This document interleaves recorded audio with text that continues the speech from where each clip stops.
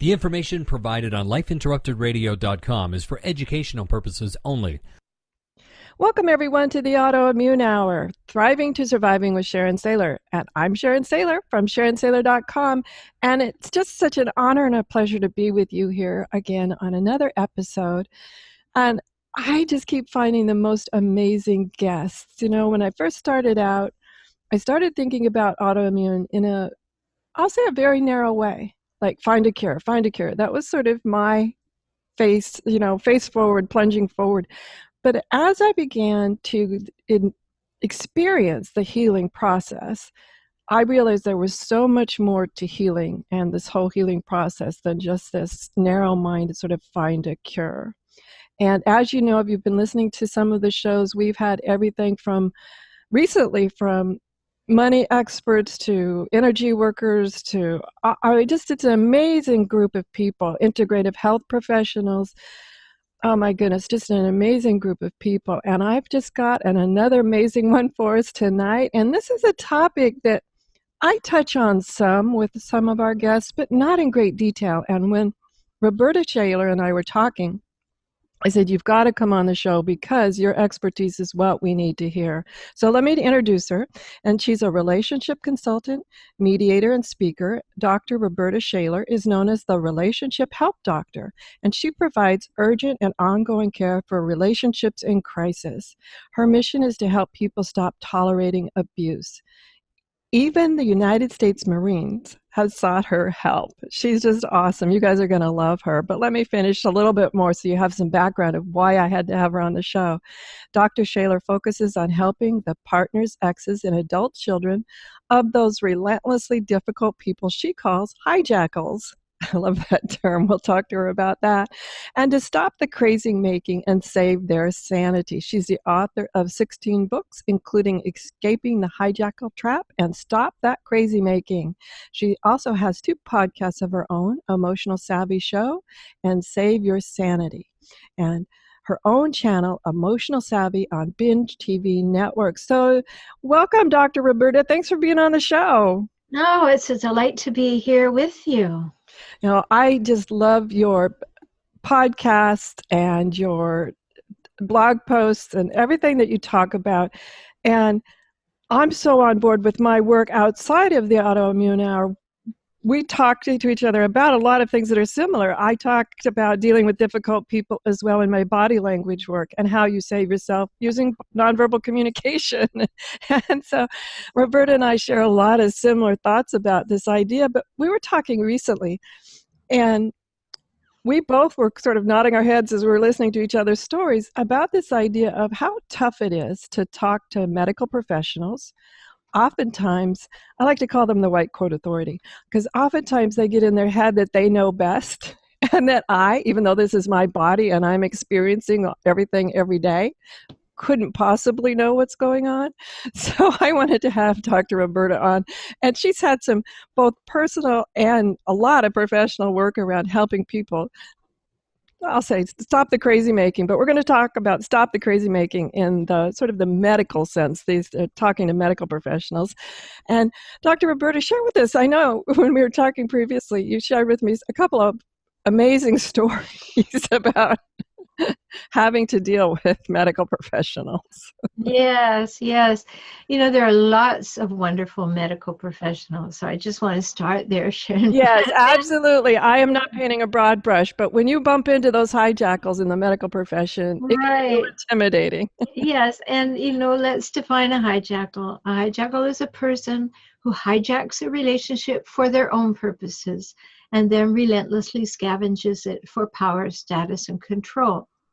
And so if you go to Google and you look up what are the 10 careers that are most attractive to people with these kinds of patterns, traits, and cycles, you'll find that the medical profession attracts them. They're attorneys, they're CEOs, they're clergy. There are anywhere that you can have power over another human being and that it is part of your role, therefore gives you outside authority, is something that's attractive to people who have these patterns, traits, and cycles. And so, yes, some of these people believe that MD stands for medical deity. Oh, I love that. Now, not everyone. I mean, Rhoberta and I have talked, we've both over the years built our own amazing teams of awesome doctors and other healthcare providers that give us excellent care. But we've got a couple of horror stories and want to share that you can get out of those sorts of power diversity, power changes, power hierarchy, I guess would be a better word, with grace and ease and come away with your own sanity. So share with us, you shared with me one story, share with us a couple of stories that you have about how you... Sure. Well, I'll just preface my story by saying that I used to own a holistic health and yoga retreat. I had lots of practitioners in. Most of my clients at that time were people with life-threatening diagnoses and their families. So I was in and out of the hospital all the time working with these professionals, working with my clients. So when it came to my turn last year to have some other kind of interaction, an up-leveled interaction, I ended up in the hospital after 4 years going to my local osteopath and saying, I have these symptoms, and they say, oh, you have pneumonia, and let's throw all these drugs at it. And the first time it worked, the second time it sort of worked, the third time it didn't work, and the fourth time there was an insistence that we do it again, and it didn't work. And so I went to the hospital, or to urgent care actually, and I said, I'm not leaving till you find out what's wrong with me. And so I was hospitalized for 4 days, and they found out what was wrong with me. And they started with dire news, oh my goodness, you've got this diagnosis. And I'm like, And of course I have my computer with me. So as soon as they got out of the room, I looked up things, and I understood why they were giving me this look like, don't you understand what's going on with you? And I'm like, yes, I do understand, but Google is not the be-all and end-all of life as we know it. So anyway, I was referred to a pulmonologist. And previously, in 1989, I had a traffic collision, a near fatal traffic collision, and I punctured both my lungs. So I'm thinking, okay, after all this time, the pigeons have come home to roost. I've got some things going on with my lungs. So I went off to this pulmonologist, and he said, well, you've got to have this surgical procedure. It's called VATS. And what they do is they poke holes, or they go in and they open up your lungs and they take samples, or they go in and they poke holes in, and they don't open your lungs like open your chest. They do it laparoscopically, but they make holes in your lungs and go in and take things out. And so I said to him, horrible. Yeah. And I said to him, but I've already had both my lungs punctured, and I really don't like that idea. What's the risk? And he said, oh, well, the risk for you, in the beginning, he said, 2-3%. And then he looked at my chart and he said, oh, yeah, for you, a little height, and maybe 10 to 12% chance that you'd end up on a ventilator for 4 months or so in the ICU. And he said, you go home and think about it. I said, I don't have to. I'm not having it. He said, you go home and think about it for a month. So I came back in a month and I said, no, I'm not having it. And his response was, okay, well, you can leave now. You're wasting my time and you're going to die anyway. Wow. Wow. That's a slap in the face. Yeah. So as you say, the white coat authority, no, A, you're wrong. B, you don't get to talk to me like that. C, you don't get to talk to anybody like that. And, I have presence of mind. I'm not living here in fear. So I said to him, I don't have an expiration on the bottom of my foot. You don't know that. And you're fired. And so I went to his boss, who was the head of the department, and explained everything. Haven't seen that guy around in the last year. But that aside, after she got over her defensiveness, she said, would you like to be my client? And we have a very straight across relationship. And one of the ways that you and I were talking about it, Sharon, was I want equity in my relationships. So, I have a doctorate, they have a doctorate.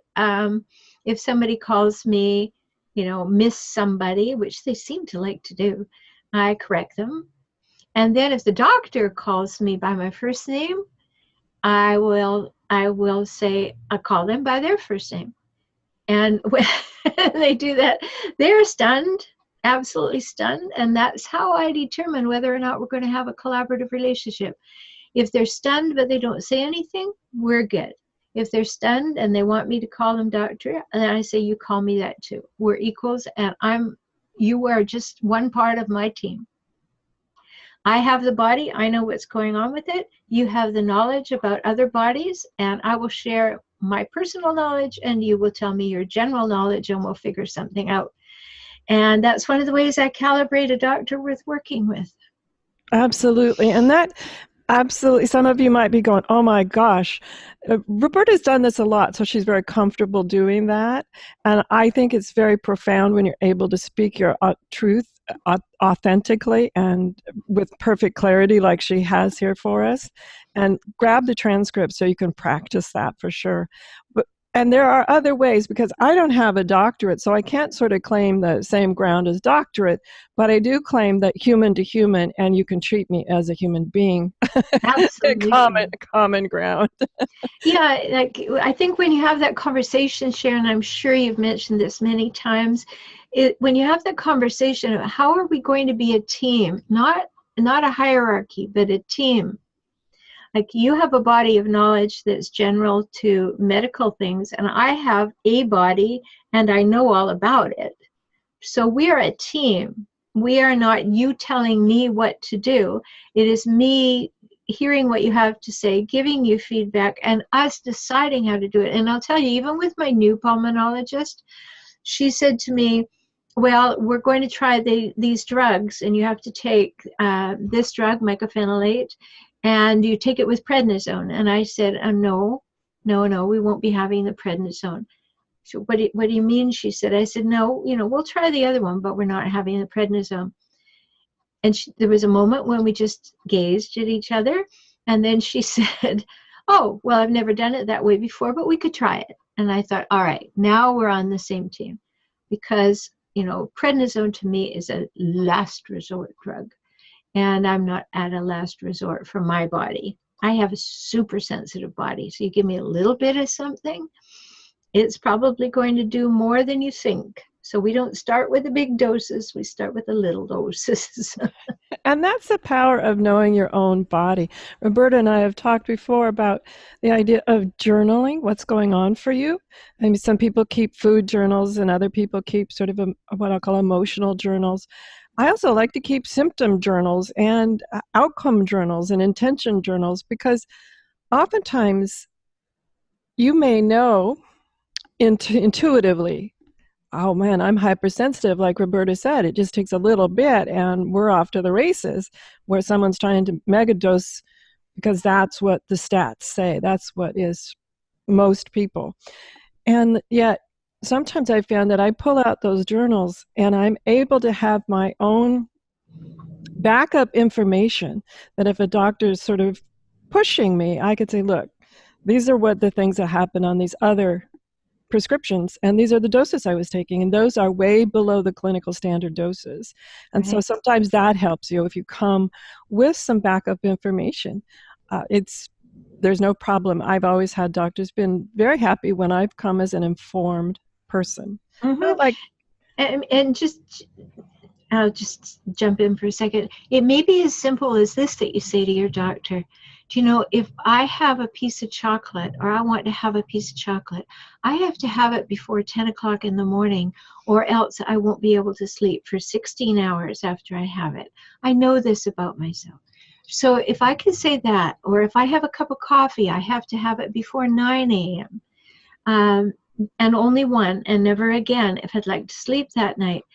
Little clues that you can give someone to your sensitivity or how your body works on a daily basis is your part in the equation of working with the medical person, so that they go, oh, well, that is super sensitive. Many people can drink coffee 5 minutes before they go to bed, and then they begin to have some very common way of calibrating what you're talking about. Absolutely. Absolutely. And the important thing is, you have the right to continue to confirm your own sanity. Sometimes these hijackals, and they're not just in the medical professional, you might have some in your private life too. So you have the right to confirm your own sanity, because you know your body best. Yes, you do. And believe that. You know, some people are not in tune with their body. If you're not, become in tune with your body. What Sharon was saying about having a journal, you know, just keep a little journal. You know, I ate this today, and then 5 hours later say, and here's the result of eating that. I hadn't noticed. Now I see a pattern. You begin to see patterns. Or maybe just my saying, you know, can you sleep after you've had a bar of chocolate? Maybe that's something that you hadn't thought about before because you thought it was stress or anxiety or whatever it was that was keeping you awake. But maybe you're sensitive to chocolate. You know, these are the things that we need to learn about ourselves. And when we go to a doctor, let's reduce our anxiety and going. And all that we've talked about so far is going to help because we now are feeling like we're going to see a team member. And if your doctor scolds you about something, you know, gets on your case about something, ask for help to get that implemented in your life. If you're having difficulty taking things on a regular basis or whatever's going on, and that you think the doctor's going to say, well, why didn't you do that, you know? Or why didn't you lose 20 pounds when I told you to, or whatever, then go back and say, own it. You know, I didn't do well with this, and here's why I think. Why do you think I didn't do well, and how could I do better? And keep asking for their help, because that's what they're there for. They're not there to give you a directive only. Sometimes we need that. But they're also there to help. And when you can say, here's where I'm having difficulty, and pinpoint it, that helps them. Oh, it does help them too. And make sure that they're really listening. I have had to tell a doctor one time, and this sounds stern, but it was effective in continuing the relationship, actually, where I kept feeling that they were diminishing everything I said. It was like, oh, you know, that's not a big thing. But to me, it was a big thing. It was really affecting certain areas of my life. And I finally asked them, do you have a chronic disease? And they said, no. And I said, do you anyone you love have something long-term that affects their life at all? Right. And they said, no. And I said, then don't tell me how I feel. All right. And he was quite stunned for a minute, but I just sat there in silence and let the silence be the rest of the answer. Perfect. And he came back and said, okay. And then all of a sudden he started to listen. So there are ways that you can change it, even when you feel like this person isn't listening to me. Mm-hmm. There are ways that you can have at least give a little jolt and see if they can be pushed back into listening to you. Yeah, let's generalize that, Sharon, to every relationship in your life. Every relationship can be enhanced. Every relationship benefits from you being clear and you not being afraid to ask for what you need and want and say what's so, and not end the whatever it is you say with laughter as though you're already discounting yourself. Don't do that. Learn to know that you deserve to take up space and draw breath. And therefore, in my opinion, and in my work and my books, I talk about my definition of assertiveness.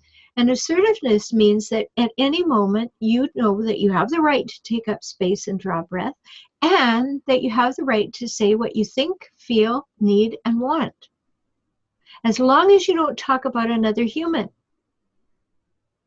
So you don't say things like, well, when you do this, I feel that way. Who cares? Because when somebody does something, I choose how I feel, right? I give the meaning that somebody says, all the meaning it has. So then I'm choosing how I'm going to respond to it. So don't talk about other people. Just simply say, you know, I would like to be a respected partner in this relationship. And to do that, I'd like to share and feel free and safe to share what's in my mind and heart. And I really appreciate it when I feel that I'm heard. Beautiful, beautiful. Right? And so you just lay something out there, and then you observe. It's like, you know, you said those words and you put them on a table, and you just let them sit there, and you see, did the person pick it up and say, oh, that's interesting. Okay, you're right. I really would like to hear what you have to say. Or did they go, oh, yeah, okay, and then start talking about themselves? Because every relationship is something you can observe what happens when you disclose something, particularly if you do it in the way that I just described. And I write about that because I gave it a name that way, and I wrote about it in Kaizen for Couples, although it appears every relationship. But I call it the personal weather report.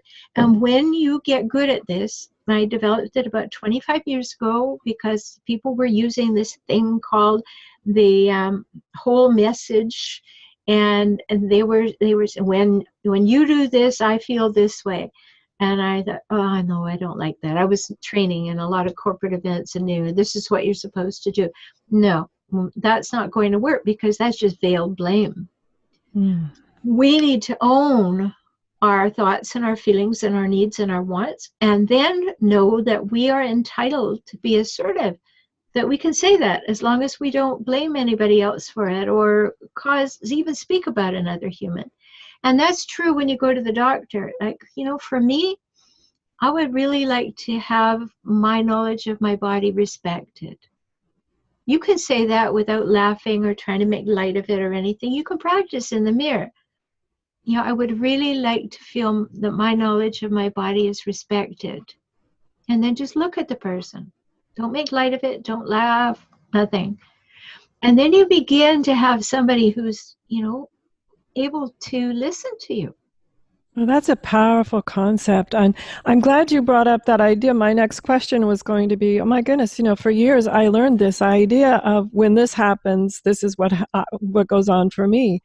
That sort of pointing out and then pointing back type of conversation. Mm-hmm. It's very powerful. Well, we need to take a quick commercial break. And when we come back, we're going to talk more with Dr. Rhoberta about this idea of actually being able to know what we want to say. If we haven't ever practiced this, it might feel like something very foreign she's saying. Like, oh my goodness, I don't really know how I feel right now. So we'll be right back after this quick commercial break. And we have just had this awesome first opening part of the show where we've learned so many fascinating new ways to stand in our own power, to know our own truth, and be able to speak it without blame.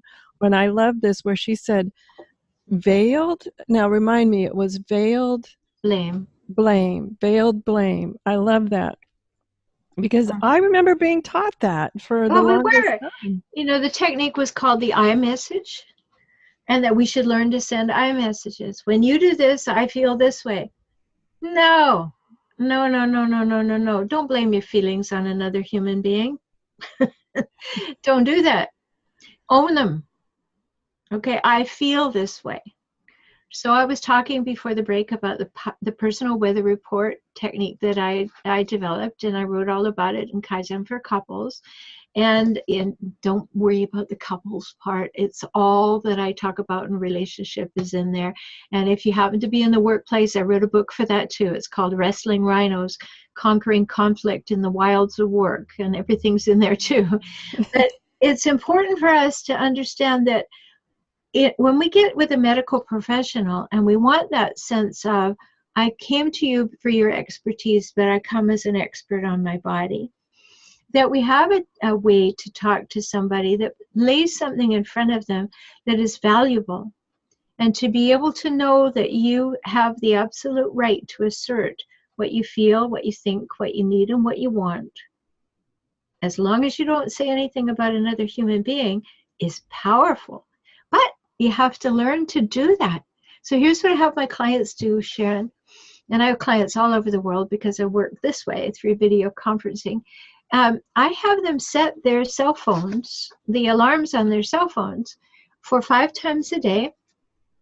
And at each time it goes off, I have them use a little breathing technique. It's called 4-7-8 breathing. So you breathe in through your nose fully for a count of 4. You hold it for a count of 7 and exhale through your mouth for a count of 8. You do that 3 times to reoxygenate your body, get rid of the carbon dioxide. And then you just simply say, what am I thinking right now? What am I feeling right now? What do I need right now? What do I want? So that you start to get in tune with yourself, so that you can express at any time. You're constantly calibrating what you think, feel, need, and want, and you can express it. So when you need to, you're in touch with it. Oh, that's awesome. I thank you for sharing that. That's very easy to do. I know it probably sounds a little bit easier for some than others, but definitely practice. Now, do you suggest perhaps writing that down so we can keep track of and we can practice getting better at it? Because I'm thinking maybe if I'm just first doing that, maybe what I want is a chocolate bar and maybe not too Well, it deep. might be, or you might realize, what do I want? What do I need? I didn't know I was thirsty. But now that I stop and have a moment, see, I think about life this way, Sharon. I think that we're encouraged by the media and motivational speakers and all kinds of books to live like this. And what this means to me is this is your head and this is your feet. And you're encouraged to do more, be more, have more. So you're kind of leaning forward into life. And so there's stress in this because you know that if you stop, you're going to fall on your face. Yes, So you're plowing forward, almost against the wind. that's right. And so when I use this technique of setting the phone, it's a moment to come upright, to be present, fully present, to breathe deeply, and then just get in touch with yourself. What do I think? What do I feel? What do I need? What do I want? Now I've got my feet under me again. Now I can slowly go back into the world. And maybe I won't pitch forward quite so far, because I'll bring myself back when the alarm rings again. Now I start getting into the present moment, and I start actually enjoying my life much more because I'm not always living in the future. What needs to be done, do more, be more, have more, repeat, And that kind of frenetic behavior we don't want to engage in, because it's very hard on our immune systems, very hard on our neurological wiring. It's just hard on the body. And there's nothing that you need to do beyond what you're doing in this moment. Sure, have a plan, know how it's going to unfold, but I can't make tomorrow happening by leaning into it today.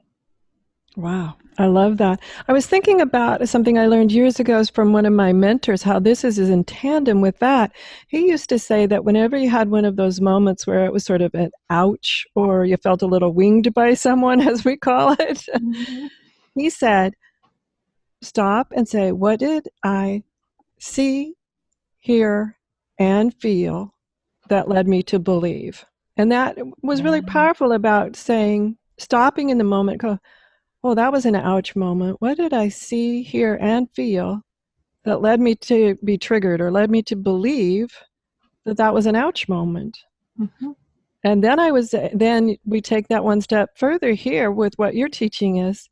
That allows us to go, okay, where am I at with all of this? What is actually happening in the moment? And I like that. I like that a lot. And imagine what that does to your close personal relationships or your partnership with, whether it's business or a life partner. But if it's a life partner, that you get so that you can both hear those messages and that you're in a welcoming, safe space to do that. So many of the couples that come to me, and as you said in my bio, I work with relationships in crisis, they're not listening anymore because they're so afraid. And so then they back off from speaking, and now pretty much we've got this going on or this all the time. So they're in isolation in a partnership where that's the exact opposite of what they want, and they no longer feel that they can communicate with safety. And this is one of the ways that we begin to move them back to being able to be safe, to communicate. Absolutely. And we've learned from Sarah Payton, and she's been on the show a couple of times, about the concept of, she was saying that people are always asking themselves two questions, like a radar beacon going around in their head. It's, am I safe and do I matter? And this is awesome, Rhoberta. It really adds a doable aspect to those two questions of being able to answer ourselves in real time, those two questions. That's fantastic. And it's a big question. I mentioned to you when we were talking that one of my books, Soul Solitude, Taking Time for Our Souls to Catch Up, on the back of that book that I wrote with my partner, and he's brilliant, so you want to get that book. But on the back, in great big letters, the first thing it says is, you matter, with an exclamation mark. Because until you get right down to the tips of your toes that you matter, and you demonstrate it to yourself, it's really hard to believe that you matter to anybody else. Even when people show you that you matter, you won't believe it. You'll say, oh, they're faking it. They're doing that to be nice. Well, they want something. But it's often because you don't matter to yourself. And so when you get a diagnosis of some kind, this is a big wake-up moment to say, wow, I get to look at everything that's going on in my life because it's being reflected in my body somehow. And maybe this is an educational opportunity that I should embrace fully and find out at what level am I mattering to myself. You know, when I had the retreat center, and I would be working with my clients, and they were going through these diagnostics and getting all kinds of things. One of the most important things that I would say to them is, you know, let's get down to the bottom line here. Want to live? And they would, you know, and they would say, well, of course I want to live. And I said, oh, not so quick, you know, grasshopper. You know, do you really want to live? Do you want to live the life you're living? Do you want to live with the people you're living with? Do you want to live with the relationships you have? Do you want to live with the career that you've chosen? Do you want to live in the community in which you live? Do you want to live in this part of the world? Do you want to live? Because if you want to live, it's a huge component for what you're willing to do to change your health. That's powerful. And I'm reflecting on what Dr. Naeem said on the show a couple of weeks ago. He's a specialist out of Toronto. And he was saying that a large percentage of his patients, when he first begins to speak to them about what needs to happen to create healing in their life again, is he finds they haven't yet set the intention to get well. Exactly. That part about intention is so powerful. That is always shocking to me, how a lot of people don't set that intention. And he was also talking about secondary gain, which was an interesting concept to me as well, about, is there something I'm gaining from maintaining at ill state?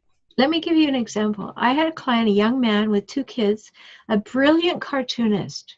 He was just coming into his own. He was 32 years old, just coming into his own as a cartoonist. And he came to the farm. My retreat was called Serenity Farm Retreat. And he came. And pretty soon I realized that he had an issue with his parents. So we had the parents come, and I talked with the parents. I talked with him and his parents. I talked with him alone about his parents. And he honestly had a very troubled relationship with his parents, and the way that they were interacting with him was even troubling to me. And so the balance between wanting to not be in relationship with his parents and wanting to be in relationship with his children was really in crisis. Because the fact is, when we got to that question, do you want to live? And I mean, I don't mean it in this kind of way. I mean, like, really, when you get inside everything that's going on in you, what is your visceral response to do I want to live on every level? And he said, no, I don't.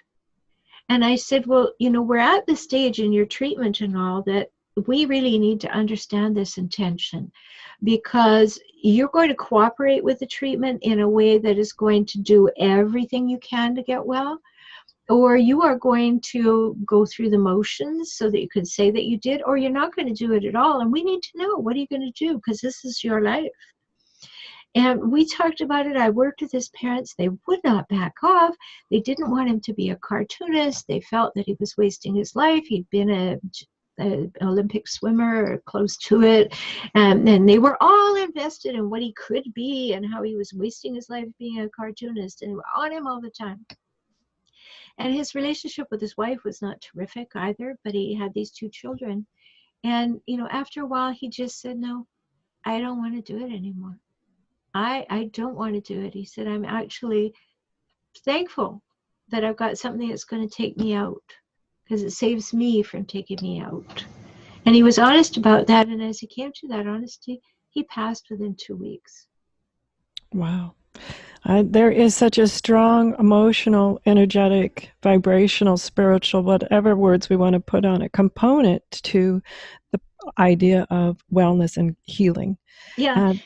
And just And it's different. It's different than a cure in my mind. It's very. because I'm doing super well, and yet the doctors say, "Now, Sharon, remember, you're not cured." And I go, "I don't care. I'm feeling great. You label it whatever you want." Oh, I so agree with you. The distinction between healing and curing. You know, curing is wonderful if it can happen, but healing is essential. Now, I think of another client who came to me. He had a huge tumor like this, and he'd rejected all treatment. And when he came to my office and he told me about, I've told the doctor I don't want any treatment and everything, I just want to die. And so I said, what do you want from me? He said, well, I kind of wonder if I've made a mistake. I said, okay, well, let's work it through, which we did. And it turned out that the first time he ever had sex, he was very young, and he had sex with a young girl, and they got pregnant, and they were Catholic, and he had to marry her, and he had 4 kids, and his life had not been anything that he expected or wanted. His wife and he were not getting along very well. His children didn't like him very much. His grandchildren wouldn't come to him, all of this kind of stuff. And I said to him, okay, well, you have a decision to make. I don't know that we can have any hope at all about reversing this cancer because it's so far advanced, but would you like to heal your life? Would you like it so that, what would that look like? Would it look like your wife holding your hand? What would it look like? So he told me.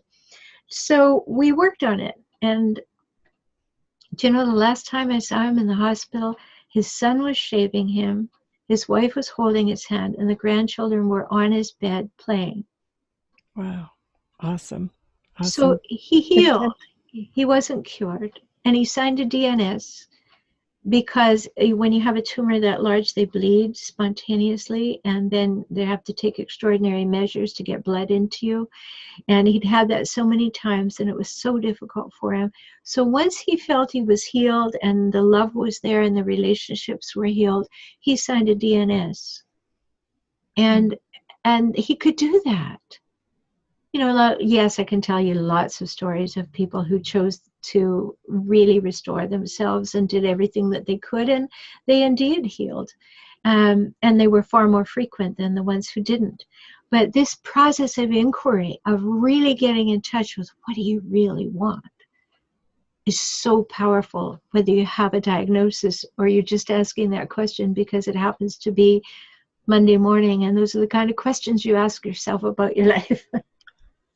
We need to take another quick commercial break, but when we come back, we're going to talk more with Dr. Rhoberta Shaler about this concept of what do you really want.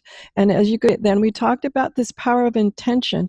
And I want to focus on something, Dr. Rhoberta, about the idea of what do you really want is such a powerful question. And perhaps that's not something we've even allowed ourselves to ask in maybe since childhood or at all. What are some steps that you have when someone says, well, gee, that sounds really good, but gosh, I'm almost even afraid to ask the question because I'm not sure I want to know the real answer? Well, there's that, Sharon. And there's also, like you said, from our childhood, people, we would ask for something and someone would say, well, why do you think you deserve that? Or, who do you think you are? And when you're a child and your brain development is not complete, because our brains grow until we're 25, and you're only understanding certain things at a certain level with the brain development you have, those things get deeply ingrained into you that I'm not supposed to ask for what I need and want. That makes me selfish. That makes me wanting to be the center of attention or take something away from somebody else. And no, that's not true. You know that old thing about you don't lose any light in your candle when you light the candle of someone else. You are allowed to know what you need and want and think and feel. You absolutely are. That's the joy of being present. You deserve to take up space and draw breath. And when you can own that, even if your parents could not give that to you or the environment in which you were born didn't give that to you, you can do that so that you can then feel free to ask yourself the question, what do I really want? What kind of a life am I creating? Here's a few tips. What are your values? Do you know what your top 5 values are? The things that you represent that are so dear to you, you wouldn't want to be without them? Then, what's your vision for your life? not somebody else's, not somebody else's expectations. What's the vision for your life? What did you want it to look like? What is the contribution you want to make? What is that all about? So your values, then your vision, then your beliefs. Not only your spiritual beliefs, which are important, but what do you believe about the world? What do you believe about people? What do you believe about how money works? What do you believe about how influence works? What are the beliefs that you have? And then the last thing is, what are your current purposes and goals and challenges? And how are you going to meet them, the ones that are today? So your values, your vision, your beliefs, and your goals and purposes. And when you get in touch with that, then you start to say, I am the author of my life. I decide. I know what I need, and I can go and ask for it. I know what I want, and I can ask for it or go and get it. And you get clarity, and you're not living up to the expectations of other people. In the book Soul Solitude, we talk about two big predicaments among many, but two main ones we talk about in there. One is our addiction to drama, and the other is our living up to the expectations of other people. We're not here to live up to the expectations of other people. Did you know that? Just because your mother told you that you should never wear black doesn't mean that you don't ever have to wear black, That's her thing, not yours necessarily. So when you look at what do I really want, and you do it with a deep level of inquiry because you really want to know, and then you ask yourself the secondary question, why do I want that? And you go deep. Maybe you get some help. I do this with my clients. And what's really down there? What is driving your life? Then maybe we look at what are your fears. But these things will help you heal. Whether you have a diagnosis or not, you want to heal your life. You want your life to feel healthy. That you have strong boundaries, that you know where you're going, that you know you have the right to ask her things. You're not back here in the corner like, don't see me, and I'll do whatever you want to keep the peace. That's a very disempowered place to be. Absolutely.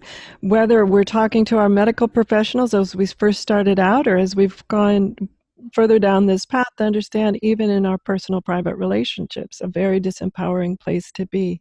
One little tip I want to share about that, why do I want that question? I always encourage myself and others to ask myself several times. Because usually the first why, for me, little superficial, little easy to answer, a little maybe not deep enough. And I find that if I go, okay, I'm going to write that down and I'm going to ask myself, why else do I want that? Mm-hmm. What more about that do I want? And I find that I get to a much more significant place if I ask myself that question several times. Oh, I so agree. And the distinction that I make and that you're pointing out so wisely, Sharon, is the distinction between surfing and diving. We don't want to just surf along like, oh, I got a little answer, a surface answer. I want to know that I deserve to go and dive down, maybe sit on the bottom for a minute and say, yeah, what's underneath that? What's underneath that? What's underneath that? Till I get down, till I can sit there and go, okay, that's what's driving the bus here. Now that's what's driving the bus. I like that. Yeah. So there's so many powerful things we can do for ourselves, but we have to believe we matter. So we're back to that. If your life is all about other people, you may think that you're getting kudos or building points or whatever you're doing.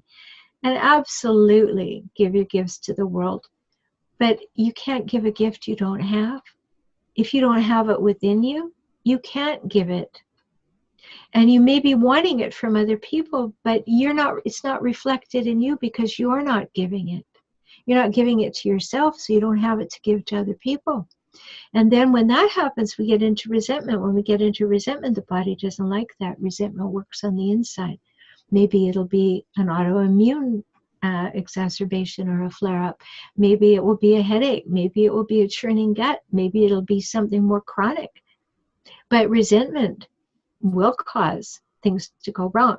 And let me just say a statistic that I mentioned to you the other day, and I think it's important to know the work of Gabor Mate in Canada.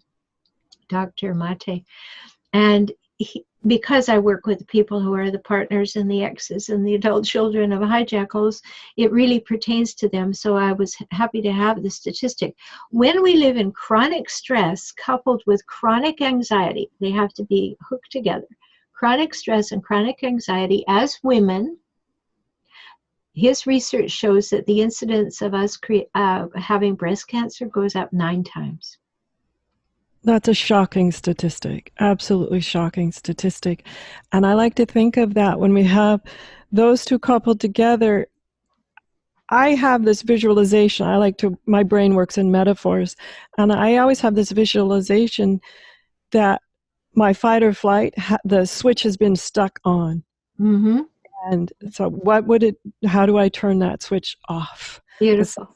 Sometimes that can get switched on and it's been there switched on for so long that you're not even aware that it's on anymore. Right. That somehow becomes sort of your new normal.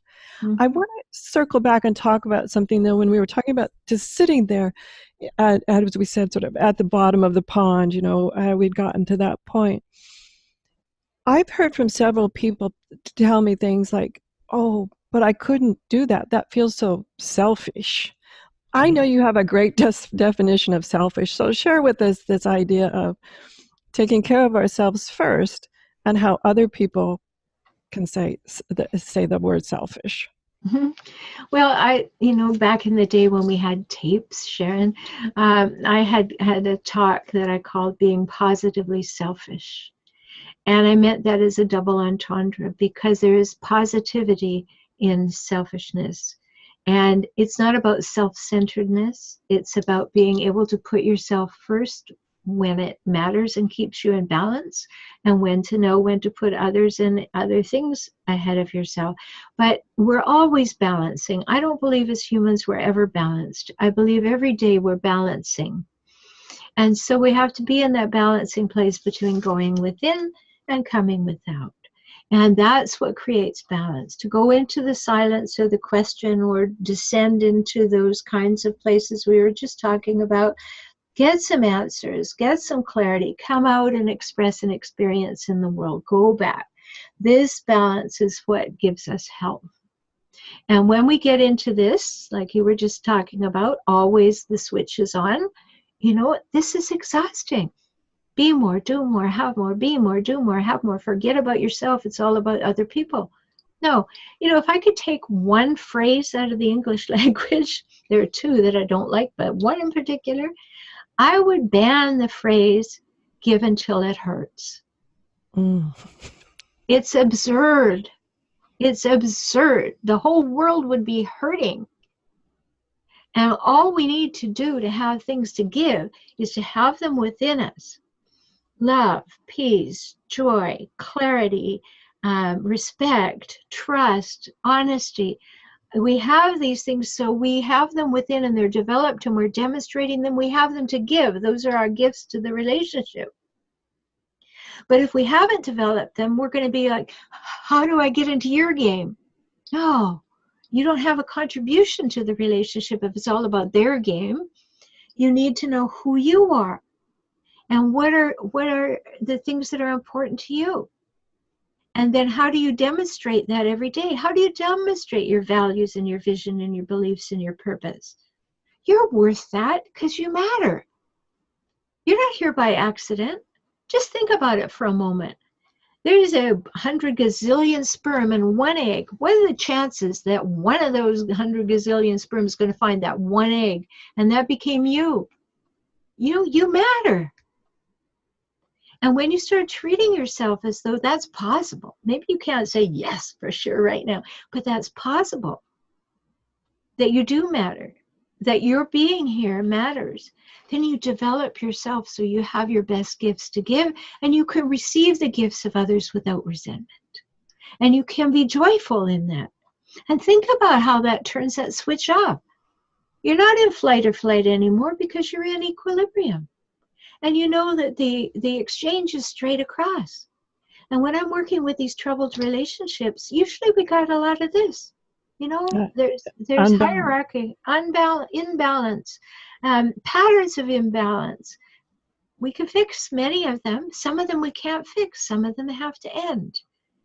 But in the doing of it, learn who you are and how you want to be, and be able to tell yourself what all these things mean to you, and then develop those things so that you are a walking example of your values and your vision for life and your beliefs. And then you can live comfortably with yourself. You're not in turmoil. And then, it's really true what my friend Terry Cole Whitaker wrote a book about. What other people think of me is none of my business. I love that. I love that. That's a fantastic place. We'll have to have Dr. Rhoberta Shaler back. This is awesome. As always, when I get with Dr. Rhoberta, we run out of time, which we have. Please, Dr. Rhoberta, share with everyone how they can find out more about you and your podcasts as well, Emotional Savvy Show and Save Your Sanity, as well as all of your books. Just here, share. Sure.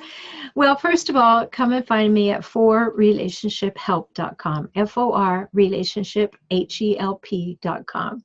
And then you can go to my YouTube channel, which surprisingly has the same name. So youtube.com/forrelationshiphelp. Then wherever you enjoy getting your podcasts, you can find Emotional Savvy and Save Your Sanity. And in particular, Save Your Sanity is also running on the Mental Health News Radio Network. So you can go and find it there as well. Then the Binge TV network, available on your Roku, on your Apple TV, your Samsung, your TiVo, 50 different networks.